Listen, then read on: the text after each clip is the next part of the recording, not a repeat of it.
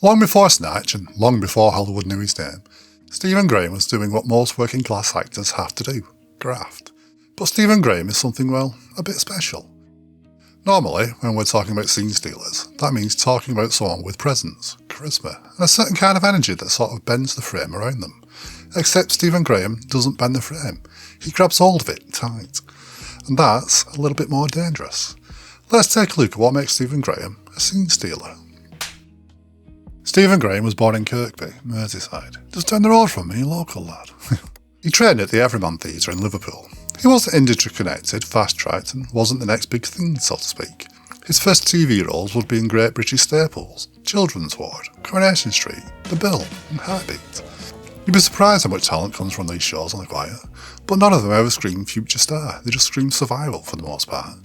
It wouldn't be fair to say he was typecast from the get-go, but he naturally seemed to lean into a certain persona. Tough lad, local hardman, or just a general background menace. You know the ones, scallywag as my mum used to say. You what? I think you get my drift, son. I don't like it, though. But there was always something else going on, something deeper. He wasn't just playing aggression. He had this ability to make you believe the history of the character just with his presence, his body language, his tone, more importantly, his eyes. There was always something going on behind them. Next would come his role in Snatch, which was a chaotic kind of movie, and he wasn't the headliner. Snatch was the second film from Guy Ritchie, a young filmmaker at the time who'd seen success with his previous film Lock, Stock and Two Smoking Barrels. It was only a small film, but he managed to snag some big name talents, most notably Brad Pitt and Benicio del Toro, so it was already punching above its weight. Funny thing is, Stephen Graham wasn't meant to be in it. He went to the auditions with someone else and even denied being there for an audition when asked. But Guy Ritchie took note, told him he liked his face and asked him if he could start work on Monday. He's paired up with an equally young and inexperienced Jason Statham. They're a double act of likely lads, Turkish and Tommy, always on the lookout for the next deal on the back streets. Despite it being chaotic, Stephen Graham does something quietly impressive. As for Tommy, he isn't flashy, he's not the most quotable and he's not even the most dangerous, but he is real. You don't doubt that he's been in that world for years with the likes of Turkish, avoiding the bricktops of the world, just ducking and diving through it, hoping to avoid too much attention from anyone. He's not stealing scenes in that movie, he's making them believable just by being there. For a lot of people, including me, this is the first time you really notice him, which, when you think about the sheer amount of talent in that porky little British film, is quite impressive. After Snatch is released, he takes himself off stateside and does a bit more work there, but it's not any less impressive when he does. Other hotbeds of talent like Band of Brothers starring alongside the likes of, well, everyone.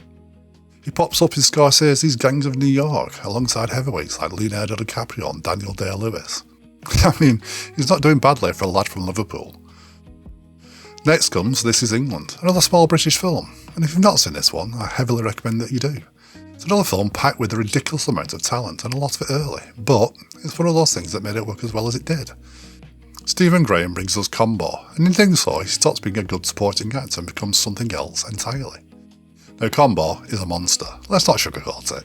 He's a radicalised, deeply prejudiced and violently unpredictable villain. But he's far from a simple one. He's damaged, angry, grieving. He's a man who has been socially and politically manipulated to the point where he's a loaded gun. And Stephen Graham doesn't overplay it, in fact, the opposite. He plays a man containing all the pain and rejection he's accumulated over the years, until he explodes. And it's absolutely terrifying when he does. You know it's been building for years. You spend most of the film holding your breath, waiting for it to happen, but the trick he pulls off here is, it's still shocking to watch. This Is England would return with TV sequels following the lives of characters over the years. Stephen Graham would return each time, and the character work done across these series is unbelievably complex. Over the course of the sequels, he gives us a man fully prepared to take the consequences of his horrific actions, a man absolutely gutted by regret for who he became, but trapped by his own history. It's a hard, brutal watch. He commits unforgivable acts, and his path to any sort of redemption is incredibly messy, painful and ultimately tragic. But importantly, no matter how vile he was in the beginning, Stephen Graham forces you to have empathy for him. There's a few things I want to say to you as well, do you know what I mean? I imagine there is. Should we jump in the car?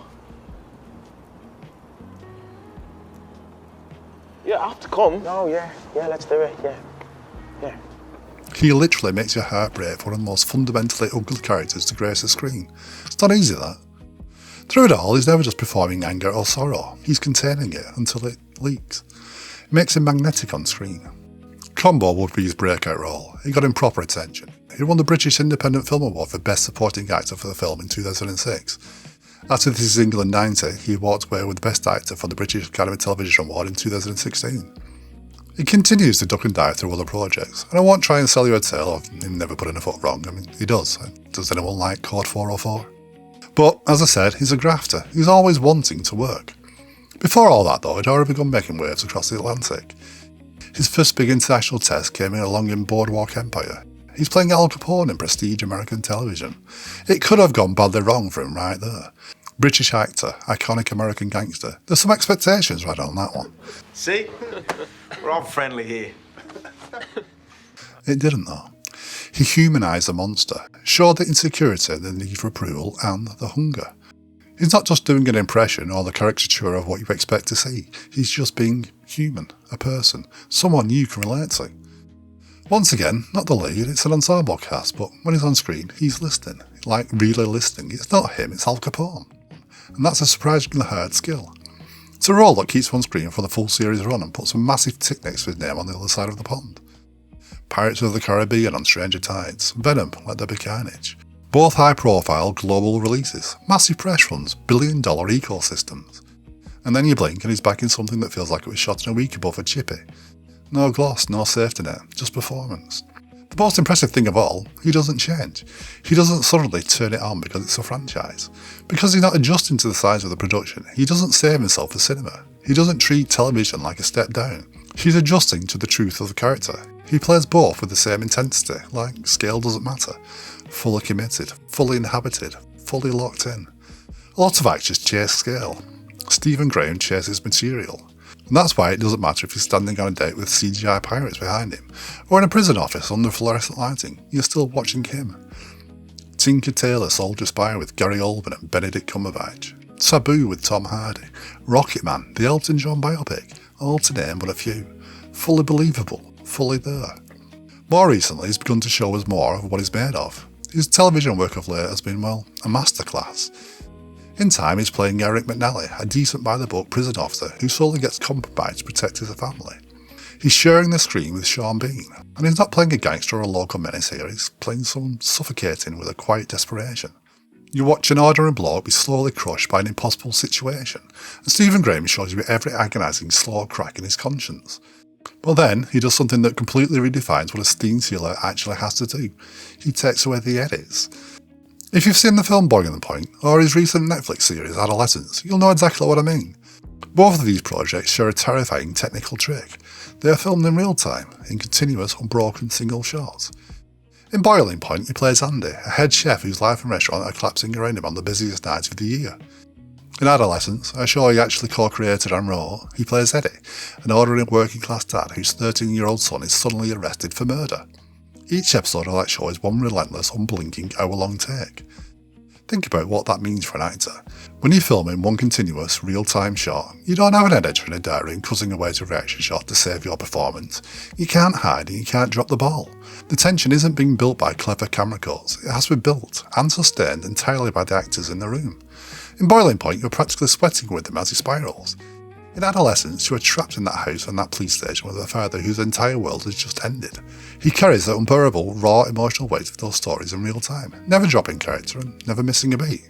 It's basically a high-wire theatre caught on camera. I mean, to be fair, it's not just him. The whole crew do amazing work, but it is focused on him, and make no mistake about who we're watching. And that brings us right back to the start. Because whether it's a ducking and diving scally in a Guy Ritchie crime caper, or a tragically broken monster in This Is England, or even a desperate dad in an unbroken 1 hour take, he isn't just stealing the scene. He isn't just bending the frame around himself. He's grabbing hold of it tight, and he absolutely refuses to let go. Anyways, I've been Paul, and Stephen Graham is a scene stealer. If you've liked this video, then do me a favour and drop a like and let me know. Subscribe as well if you want while you're there. Or don't, I'm not going anywhere, and hopefully I shall catch you on the next rewind. Thanks for watching.